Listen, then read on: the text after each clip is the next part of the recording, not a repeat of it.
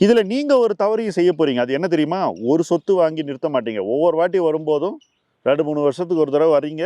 வரும்போதெல்லாம் எதையா ஒன்று வாங்கிட்டு போயிடுறீங்க. பார்த்தா 4-5 இருக்குது. சரி, உங்கள் பணம் சேஃபாக தான் இருக்குது, கேபிட்டல் இருக்குது. ஆனால் ரிட்டர்ன்ஸ்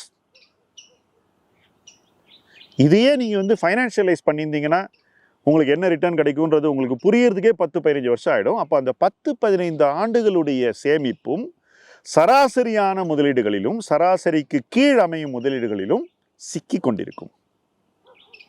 லைஃப்பில் இதை விட ஒரு பெரிய ட்ராஜடி எதுவுமே இருக்க முடியாது. ஏன்னாக்கா காம்பவுண்டிங் இல்லாத ஒரு சேமிப்பு, காம்பவுண்டிங் இல்லாத ஒரு முதலீடு ஒரு மனிதன் உழைத்த உழைப்பை வீணடித்து விடும். நீங்கள் அவ்வளோ சாக்ரிஃபைஸ் பண்ணி ஒரு இடத்துல போய் இவ்வளோ பணத்தை ஏர்ன் பண்ணி வர்றீங்கன்னாக்கா அந்த பணம் உங்களுக்கு 5-6 ஆண்டுகளுக்கு ஒரு முறை டபுள் ஆகலைன்னா நீங்கள் அந்த பணத்தை சம்பாதிச்சு சேமித்ததுக்கு அர்த்தம் குறைந்துவிடும், அர்த்தம் இல்லாமல் கூட போய்விடும்.